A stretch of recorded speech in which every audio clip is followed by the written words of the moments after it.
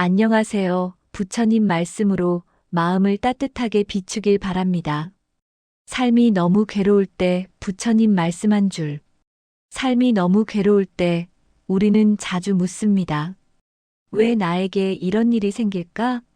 왜 나는 이렇게 힘들어야 할까? 하지만 부처님은 말씀하셨습니다. 괴로움은 나를 깨닫게 하는 스승이다. 그 말처럼 괴로움은 나를 부수기 위해 오는 것이 아니라 나를 새롭게 만들기 위해 오는 것입니다. 누군가의 말 한마디에 마음이 무너질 때, 경제적 어려움에 잠 못 들 때, 가족과의 갈등으로 가슴이 아플 때, 그 모든 순간은 나를 더 깊이 보게 하는 시간입니다. 부처님은 또 이렇게 말씀하셨습니다. 모든 괴로움은 마음에서 일어나고 모든 평안도 마음에서 온다. 즉, 괴로움의 원인은 세상 밖이 아니라 내 안의 집착과 두려움에 있습니다. 무너질 듯한 순간에도 그 마음을 바라볼 용기를 내보세요. 눈을 감고 천천히 호흡을 하며 지금 이 괴로움은 나를 깨닫게 하려는 부처님의 선물이다. 그렇게 마음속으로 되뇌어 보세요. 그 순간 마음 한켠이 조금은 가벼워질 것입니다. 괴로움 속에서 발견하는 부처님의 지혜. 괴로움이 찾아올 때 우리는 종종 그것을 피하려 하거나 원망하곤 합니다. 하지만 부처님께서는 사성제를 통해 괴로움의 본질을 명확히 설명하셨습니다. 첫째, 삶에는 괴로움이 있다는 진리입니다. 이는 비관적인 말이 아니라 현실을 있는 그대로 인정하는 것입니다. 둘째, 괴로움의 원인은 가래와 집착에서 비롯됩니다. 우리가 원하는 것을 얻지 못하거나 가진 것을 잃을까 두려워할 때 괴로움이 생깁니다. 셋째, 괴로움은 소멸될 수 있습니다. 집착을 내려놓으면 평안이 찾아옵니다. 넷째, 괴로움에서 벗어나는 길이 있습니다. 바로 팔정도를 실천하는 것입니다. 이 가르침은 단순히 이론이 아니라 우리가 일상에서 실천할 수 있는 구체적인 방법입니다. 괴로움을 마주하는 세 가지 방법. 1. 괴로움을 인정하고 받아들이기. 가장 먼저 해야 할 일은 괴로움을 있는 그대로 인정하는 것입니다. 나는 지금 힘들다. 나는 지금 괴롭다라고 솔직하게 말하는 것만으로도 마음이 조금 가벼워집니다. 부처님은 괴로움을 부정하라고 하지 않으셨습니다. 오히려 그것을 명확히 보고 그 안에서 배우라고 하셨습니다. 2. 집착을 내려놓는 연습하기. 우리의 괴로움은 대부분 이래야 한다, 저래야 한다는 생각에서 옵니다. 상황을 통제하려는 마음, 결과에 대한 집착이 우리를 괴롭게 합니다. 부처님은 이렇게 말씀하셨습니다. 모든 것은 변한다. 변하지 않는 것에 집착하지 말라. 상황이 내 뜻대로 되지 않을 때 그것을 받아들이고 흘려보내는 연습을 해보세요. 마치 강물이 바위를 피해 흐르듯 우리도 유연하게 흐를 수 있습니다. 3. 자비의 마음으로 나를 대하기. 괴로울 때 우리는 종종 스스로를 책망합니다. 내가 부족해서, 내가 잘못해서라며 자신을 탓합니다.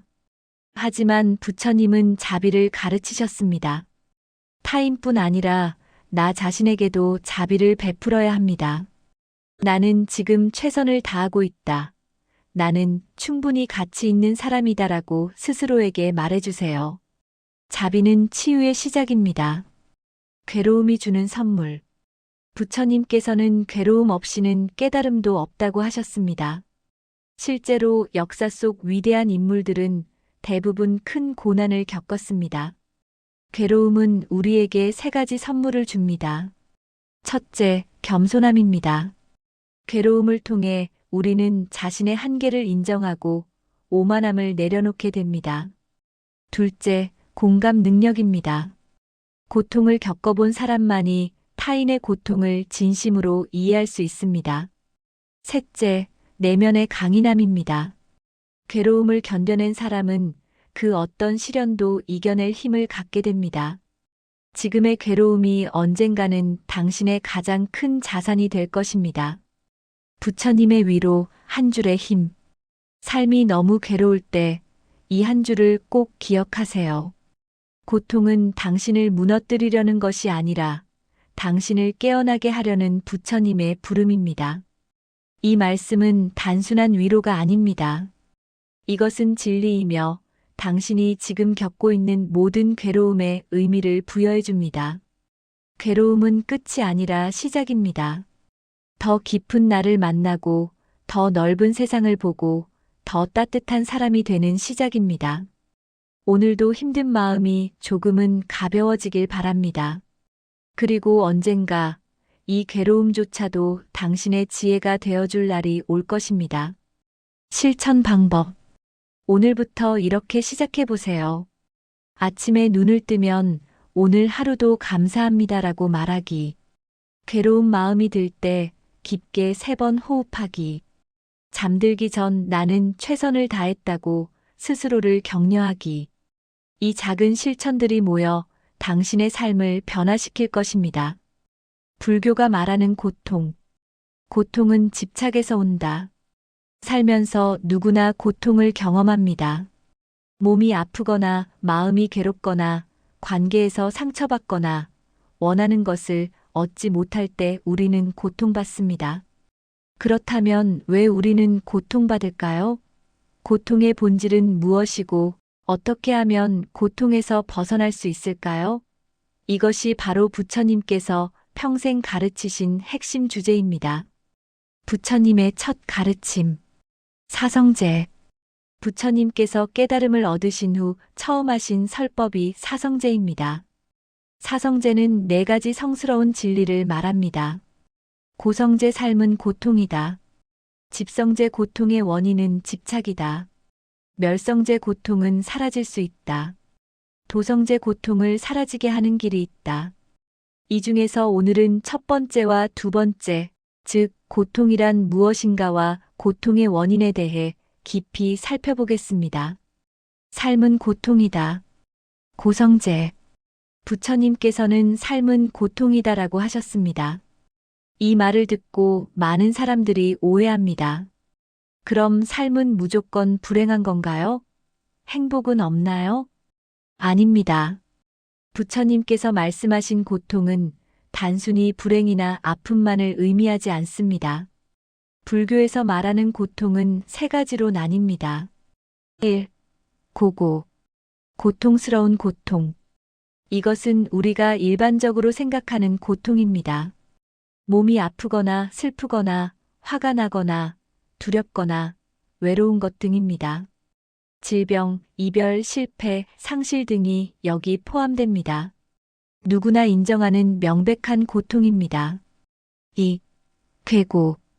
변하는 고통. 이것은 행복한 것이 사라질 때 느끼는 고통입니다. 좋아하는 사람과 헤어질 때, 즐거웠던 시간이 끝날 때, 소중한 것을 잃을 때 느끼는 고통입니다. 역설적이게도 행복 자체가 고통의 씨앗입니다. 왜냐하면 모든 행복은 언젠가 끝나기 때문입니다. 맛있는 음식도 먹으면 사라지고, 즐거운 여행도 끝나고, 아름다운 꽃도 시들고, 사랑하는 사람도 떠납니다. 3. 행고. 존재 자체의 고통. 이것이 가장 깊은 의미의 고통입니다. 아프지도 않고 슬프지도 않은데 뭔가 불안하고 불만족스럽고 공허한 느낌, 그것이 바로 행고입니다. 모든 것이 계속 변하고 불안정하다는 사실 자체가 고통입니다. 아무리 좋은 상황도 영원하지 않고 내가 원하는 대로 통제할 수 없다는 것이 고통입니다. 부처님께서 삶은 고통이다라고 하신 것은 주로 이 3번째 의미, 즉 존재의 근본적인 불안정성과 불완전함을 가리키신 것입니다.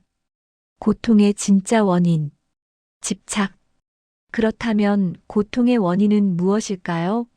부처님께서는 명확하게 말씀하셨습니다. 고통의 원인은 집착이다. 집착이란 무엇일까요?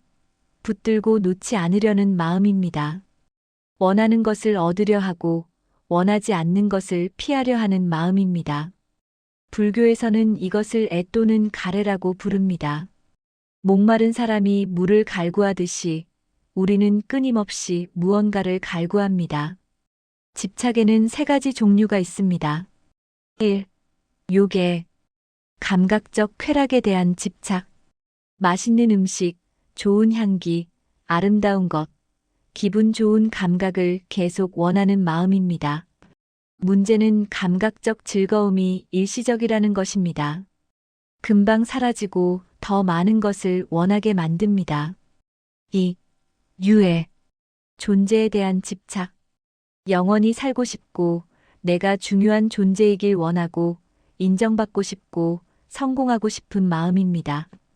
자아나에 대한 집착이 여기 포함됩니다. 나는 이래야 해, 나는 특별해야 해라는 생각입니다. 3. 무유해, 없어지고 싶은 집착. 고통스러울 때 차라리 죽고 싶다. 모든 것이 사라졌으면 좋겠다고 생각하는 마음입니다. 역설적이게도 사라지고 싶은 마음도 일종의 집착입니다. 왜 집착이 고통을 만드는가? 집착이 고통을 만드는 이유는 간단합니다. 세상은 내 뜻대로 되지 않기 때문입니다. 모든 것은 변합니다. 무상. 내가 원한다고 해서 영원하지 않고 내가 싫다고 해서 사라지지 않습니다. 좋아하는 사람도 변하고 건강했던 몸도 늙고 모았던 재산도 없어질 수 있습니다. 집착은 흐르는 물을 손으로 붙잡으려는 것과 같습니다. 붙잡으려 할수록 물은 빠져나가고 손만 아픕니다. 부처님께서는 이렇게 말씀하셨습니다. 집착하지 않으면 고통이 없다. 고통의 씨앗은 집착이다. 집착의 구체적 예시. 일상에서 집착이 어떻게 고통을 만드는지 살펴봅시다. 관계에서의 집착. 이 사람은 나를 사랑해야 해. 이 사람은 변하지 말아야 해. 이 사람은 나를 떠나면 안 돼. 이런 집착이 있으면 상대가 조금만 달라져도 불안하고 조금만 거리를 두면 화가 나고 떠날까봐 두렵습니다. 사랑하는 것과 집착하는 것은 다릅니다. 사랑은 상대의 행복을 바라지만 집착은 내 만족을 바랍니다. 성공에 대한 집착. 나는 성공해야 해. 남들보다 나아야 해.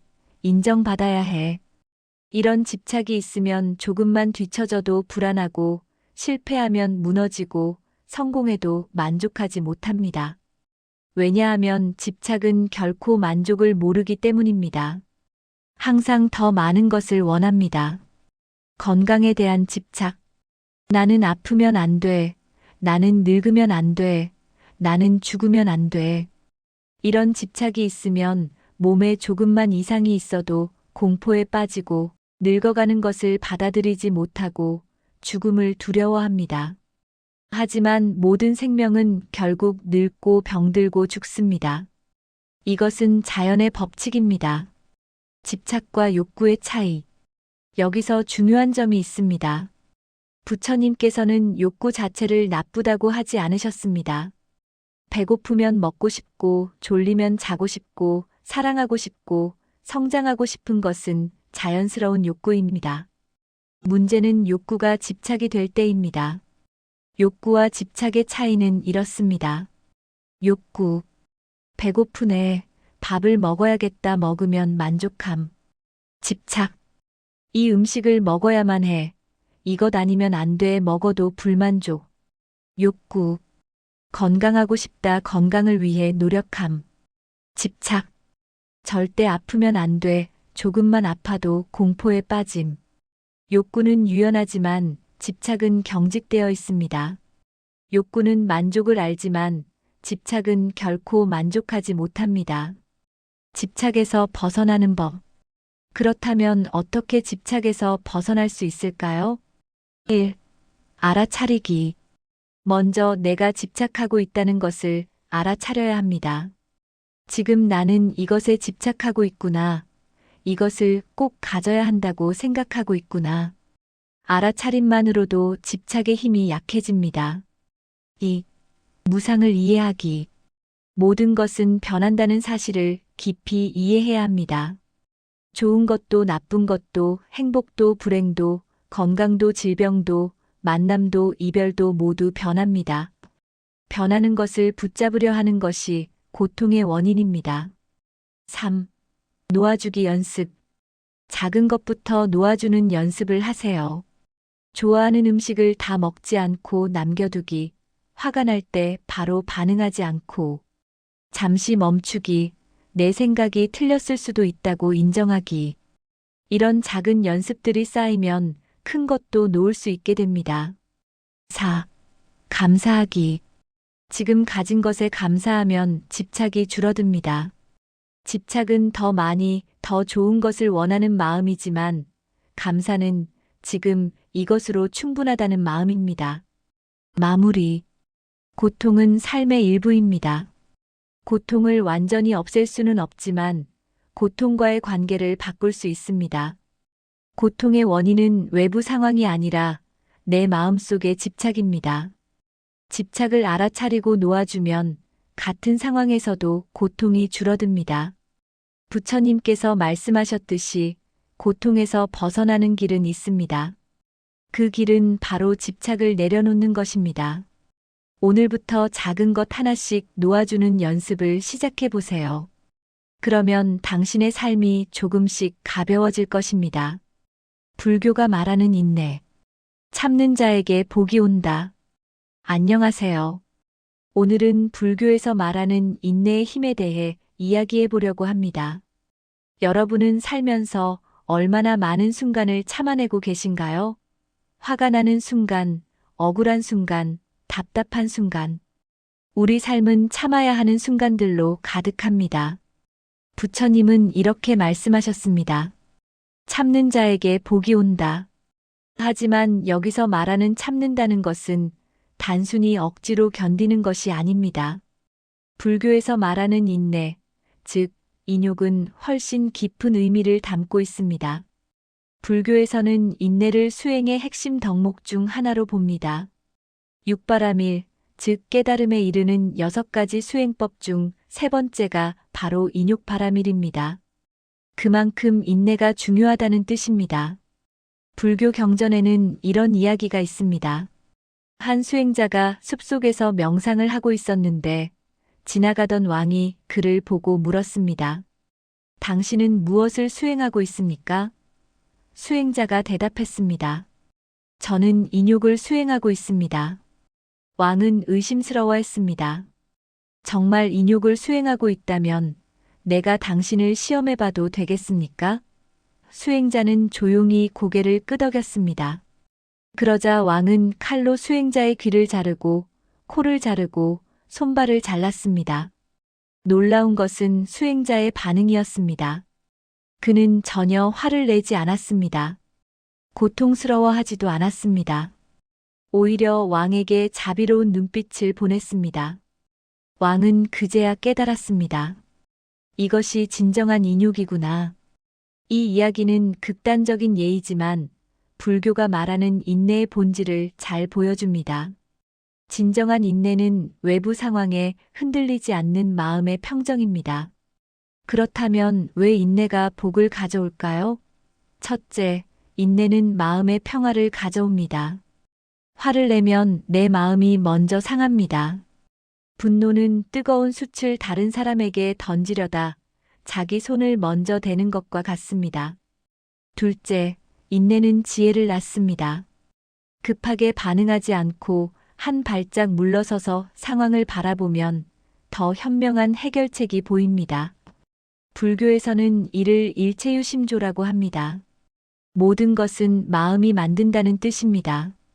셋째, 인내는 인간관계를 개선합니다. 참지 못하고 화를 내면 관계가 깨집니다. 하지만 인내하며 상대를 이해하려 하면 관계는 더욱 깊어집니다. 부처님은 이렇게도 말씀하셨습니다.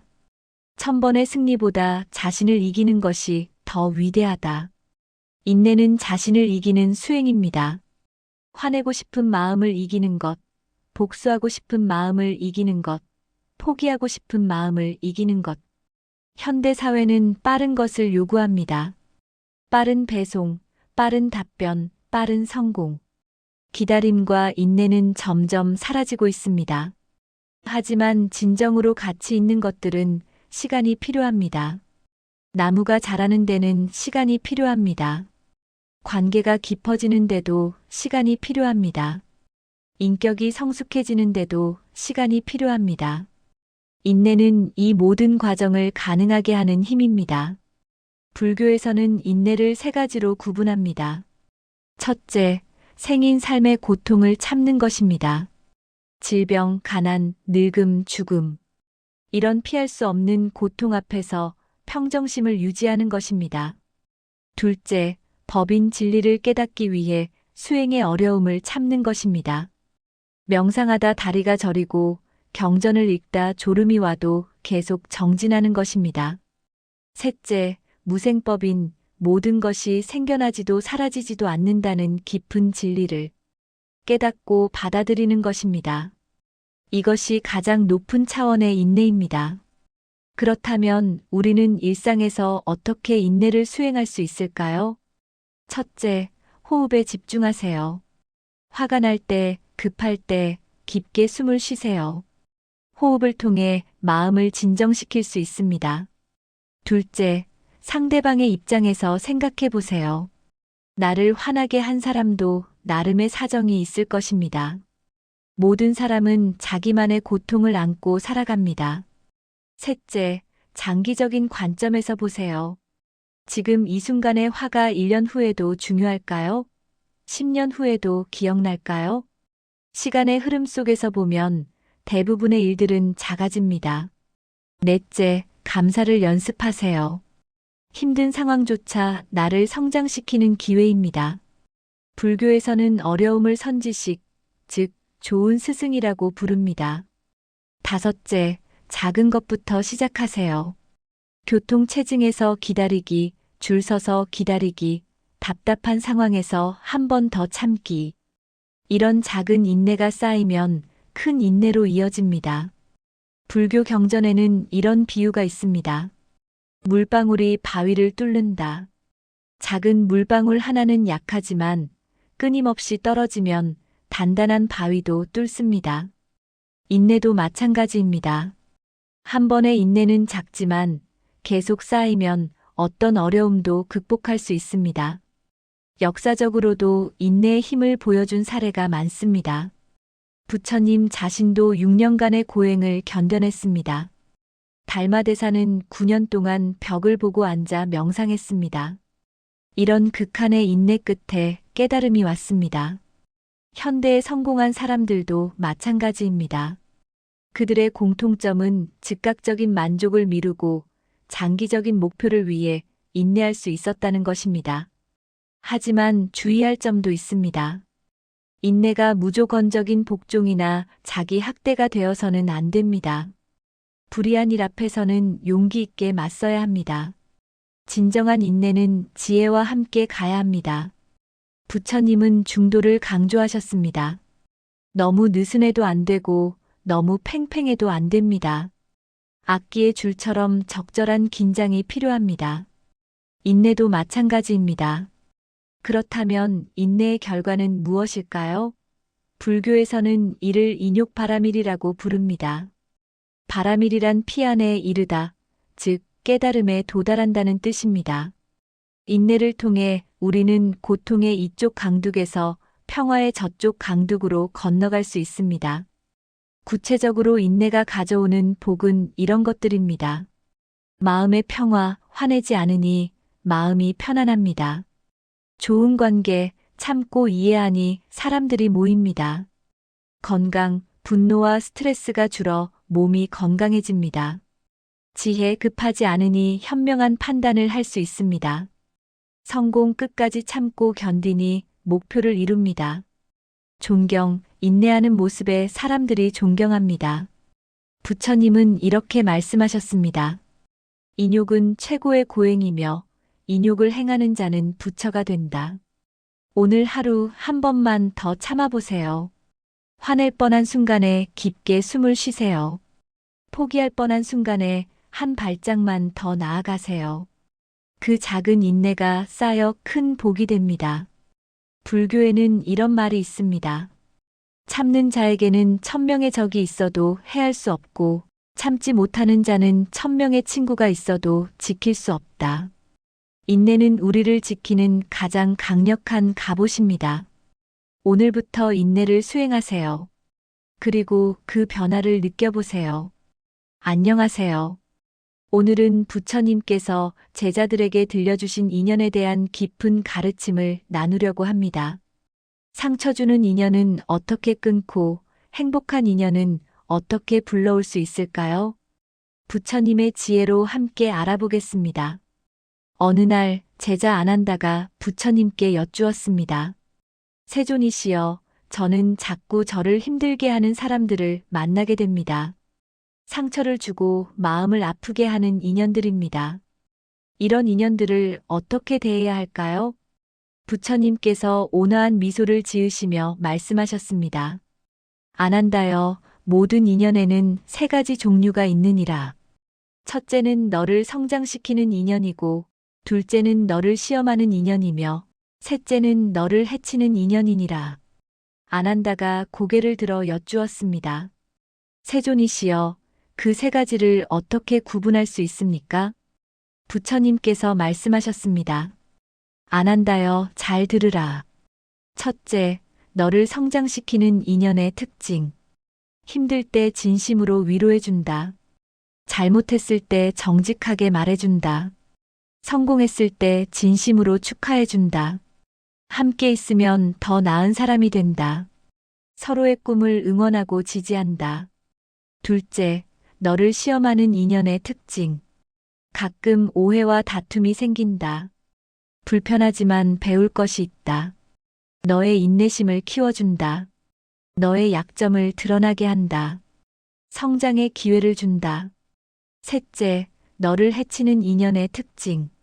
반복적으로 상처를 준다. 너의 에너지를 빼앗아간다. 너의 자존감을 떨어뜨린다. 너의 성장을 방해한다. 함께 있으면 불행해진다. 아난다가 진지하게 여쭈었습니다. 세존이시여, 그렇다면 해치는 인연은 어떻게 끊어야 합니까? 부처님께서 말씀하셨습니다. 아난다여, 인연을 끊는 것에도 지혜가 필요하니라. 상처 주는 인연을 끊는 5가지 방법. 첫째, 먼저 자신의 마음을 돌아보라. 상대방이 왜 나를 힘들게 하는가? 혹시 내가 먼저 상처를 주지는 않았는가? 내 안에 집착이나 기대가 문제는 아닌가? 자신을 먼저 돌아보면 진짜 문제가 보인다. 둘째, 거리를 두라. 갑자기 관계를 끊는 것이 아니라 천천히 거리를 두는 것이다. 만나는 횟수를 줄이고 연락을 조금씩 덜하고 마음의 문을 조금씩 닫아라. 자연스러운 이별이 가장 평화롭다. 셋째, 원망하지 마라. 상처를 준 사람을 미워하면 그 미움이 너를 더 묶어둔다. 이 사람도 고통받는 존재구나.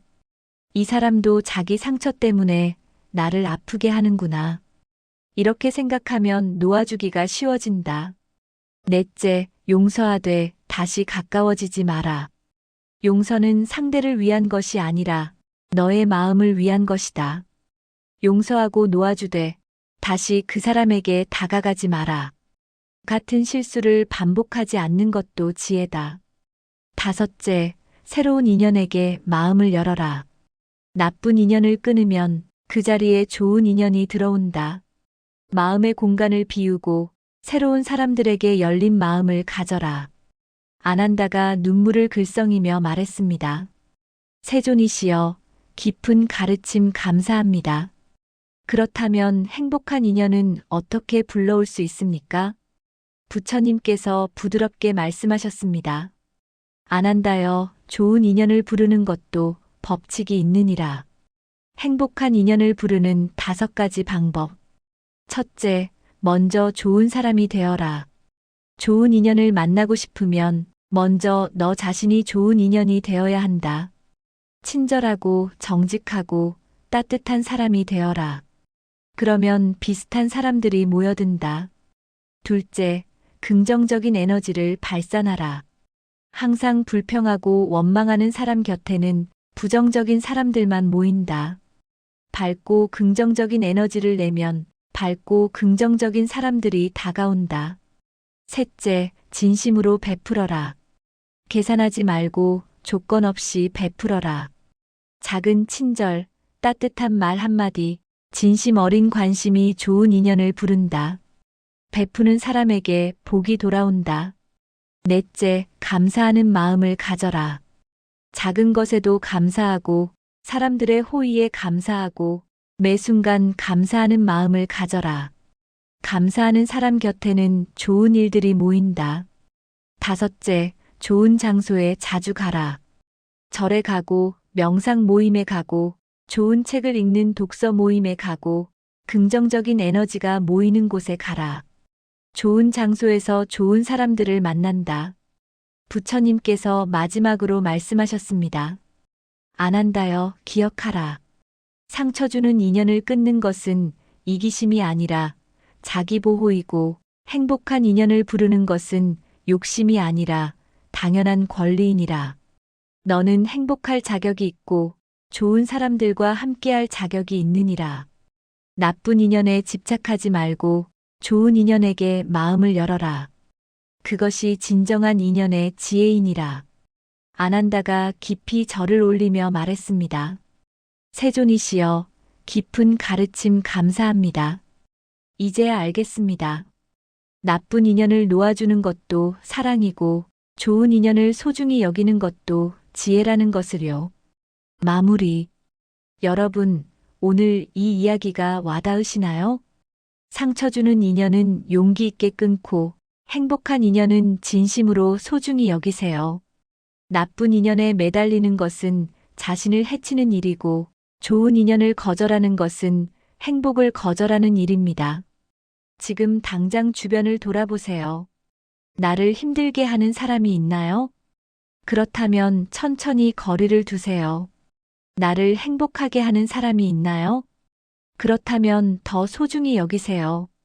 부처님의 가르침처럼 좋은 인연은 감사하고 소중히 여기고 나쁜 인연은 놓아주고 용서하세요. 그러면 당신의 삶에는 진짜 행복한 인연들만 남게 될 것입니다. 이 영상이 도움이 되셨다면 구독과 좋아요 부탁드립니다. 불교가 말하는 돈, 돈을 대하는 바른 태도. 살아가는데 돈은 필수입니다. 하지만 돈 때문에 고통받는 사람도 많습니다. 돈이 없어서 괴롭거나 돈이 있어도 불안하거나 돈 때문에 관계가 깨지기도 합니다. 그렇다면 불교에서는 돈을 어떻게 바라볼까요? 부처님께서는 돈을 대하는 바른 태도에 대해 어떻게 가르치셨을까요? 불교는 돈을 부정하지 않는다. 많은 사람들이 불교는 돈을 멀리하라고 가르친다고 생각합니다. 하지만 이것은 오해입니다. 부처님께서는 돈 자체를 나쁘다고 하지 않으셨습니다. 오히려 제가자 일반 신도에게는 정당한 방법으로 재산을 모으라고 권하셨습니다. 경전에서 부처님께서는 정직하게 일해서 번 돈으로 가족을 부양하고 베풀고 저축하라고 가르치셨습니다. 문제는 돈 자체가 아니라 돈에 대한 집착과 탐욕입니다. 돈을 바르게 보지 못하면 돈이 독이 되지만 바르게 보면 돈은 좋은 도구가 됩니다. 돈의 본질. 돈은 무상하다. 불교의 핵심 가르침 중 하나가 무상입니다. 모든 것은 변하고 사라진다는 뜻입니다. 돈도 마찬가지입니다. 오늘 있던 돈이 내일 없을 수 있고 오늘 없던 돈이 내일 생길 수도 있습니다. 부자가 하루아침에 거지가 되기도 하고 가난한 사람이 갑자기 부자가 되기도 합니다. 돈은 영원하지 않습니다. 그러니 돈에 집착하지 마세요. 있을 때 감사하고 없을 때 초조해하지 마세요. 이것이 돈을 대하는 지혜입니다. 바른 돈, 그른 돈. 부처님께서는 돈을 버는 방법이 중요하다고 강조하셨습니다. 바른 돈은 정직하고 떳떳한 방법으로 번 돈입니다. 성실하게 일하고 남에게 해를 끼치지 않고 정당한 대가를 받은 돈입니다. 그른 돈은 남을 속이거나 해치거나 부정한 방법으로 번 돈입니다. 도둑질, 사기, 착취, 살생으로 번 돈입니다. 부처님께서는 5가지 직업을 금하셨습니다. 무기거래, 사람 거래 노예 매매, 도축업, 술 판매, 독극물 판매. 이런 일로 번 돈은 아무리 많아도 복이 되지 않습니다. 오히려 업보로 돌아와 고통을 줍니다. 그러니 돈을 벌 때는 항상 물어보세요. 이 돈은 바른 방법으로 번 것인가? 누군가에게 해를 끼친 것은 아닌가? 돈을 쓰는 4가지 방법. 부처님께서는 돈을 4부분으로 나누어 쓰라고 가르치셨습니다. 1. 생활비 4분의 1. 가족을 부양하고 생활하는 데 씁니다. 2. 사업비 4분의 2. 일을 키우고 투자하는 데 씁니다. 3. 저축 4분의 1. 위급할 때를 대비해 저축합니다. 4. 보시 여유분. 남을 돕고 베푸는 데 씁니다. 이렇게 계획적으로 쓰면 돈 걱정이 줄어듭니다. 낭비하지 않고 미래를 준비하며 남도 돕는 삶을 살 수 있습니다. 돈의 가치는 베풀매 있다. 불교에서 가장 강조하는 것이 보시입니다. 베푸는 것입니다. 돈은 모으기만 하면 죽은 돈입니다. 쓰임이 있을 때 살아납니다. 특히 남을 돕는 데 쓸 때 가장 큰 가치가 생깁니다. 부처님께서는 보시한 재산만이 진정한 내 것이다라고 하셨습니다. 아무리 많이 모아도 죽을 때 가져갈 수 없습니다. 하지만 베푼 공덕은 업으로 남아 다음 생에도 복이 됩니다. 보시에는 3가지가 있습니다. 제시, 돈이나 물건을 베품. 법시, 가르침이나 지혜를 나눔. 무예시, 두려움에서 벗어나게 도움. 가장 좋은 것은 제시입니다. 돈이 있다면 기꺼이 베푸세요. 그것이 진정한 돈의 가치입니다. 가난과 부자 모두 인과의 결과. 불교에서는 지금의 재산 상태도 인과의 결과라고 봅니다. 과거에 많이 베풀고 선업을 쌓았다면 지금 부자로 태어났을 것입니다. 반대로 인색하고 욕심만 부렸다면 가난할 수 있습니다. 하지만 절망하지 마세요. 지금부터라도 선업을 쌓으면 미래가 바뀝니다. 가난해도 나눌 수 있습니다. 돈이 없으면 미소를, 친절을, 위로를 베풀 수 있습니다. 작은 베품도 큰 공덕이 됩니다. 부자라면 더 많은 책임이 있습니다. 많이 가진 만큼 많이 베풀어야 합니다. 그래야 그 재산이 복이 됩니다. 돈에 대한 잘못된 태도들. 돈 때문에 고통받는 사람들은 대부분 잘못된 태도를 가지고 있습니다. 1. 탐욕. 끝없이 더 원함. 아무리 많아도 만족하지 못하고 더 원합니다. 이것이 탐욕입니다. 탐욕은 끝이 없어서 영원히 괴롭습니다. 2. 인색. 아까워서 못 씀. 돈을 모으기만 하고 쓰지 못합니다. 자신도 가족도 남도 돕지 못합니다. 수전노가 되어 외롭게 삽니다. 3. 허영. 남에게 보이기 위해 씀. 자신의 부를 자랑하려고 낭비합니다. 명품, 사치품에 집착합니다. 이것도 고통의 씨앗입니다. 4. 집착. 돈이 전부라고 생각함. 돈이 있어야 행복하다고 믿습니다. 돈이 없으면 불안하고 초조합니다. 돈에 인생을 거는 것입니다. 이런 태도를 버려야 합니다. 돈은 수단일 뿐 목적이 아닙니다. 돈보다 소중한 것들. 부처님께서는 돈보다 소중한 것들을 가르치셨습니다. 건강. 아무리 부자라도 아프면 소용없습니다. 평화로운 마음. 마음이 편안해야 진정한 행복입니다. 좋은 관계. 가족, 친구와의 관계가 재산보다 소중합니다. 지혜. 돈은 빼앗길 수 있지만 지혜는 영원합니다. 선업. 쌓은 공덕은 다음 생에도 따라갑니다. 돈만 쫓다가 이런 것들을 잃지 마세요. 균형 잡힌 삶이 중요합니다. 스님들은 왜 돈을 멀리 할까? 출가 수행자인 스님들은 돈을 가지지 않습니다. 하지만 이것은 스님들의 수행 방식일 뿐 일반인에게 요구하는 것이 아닙니다. 스님들이 돈을 멀리하는 이유는 탐욕을 끊기 위해서입니다. 돈에 대한 집착이 깨달음을 방해하기 때문입니다. 하지만 제가자는 다릅니다. 가족을 부양하고 사회에 기여하며 살아야 합니다. 그러려면 돈이 필요합니다. 중요한 것은 돈의 주인이 되는 것입니다. 돈의 노예가 되지 마세요. 돈으로 복을 짓는 법. 돈을 바르게 쓰면 복을 지을 수 있습니다. 부모님을 봉양하세요. 자녀를 잘 교육하세요. 가난한 이웃을 도우세요. 절이나 좋은 단체에 시주하세요. 병든 이를 치료해 주세요. 학생들을 후원하세요. 환경을 보호하는 일에 쓰세요. 이렇게 쓴 돈은 헛되지 않습니다. 반드시 복으로 돌아옵니다. 만족을 아는 것이 진정한 부. 부처님께서는 만족할 줄 아는 사람이 진정한 부자다라고 하셨습니다. 아무리 많아도 만족 못하면 가난한 것이고 적어도 만족하면 부자입니다. 지족, 만족을 아는 마음이 가장 큰 재산입니다. 지금 가진 것에 감사하세요. 더 원하되 집착하지 마세요. 있으면 감사하고 없으면 담담하세요. 이것이 돈에 대한 바른 태도입니다. 결론.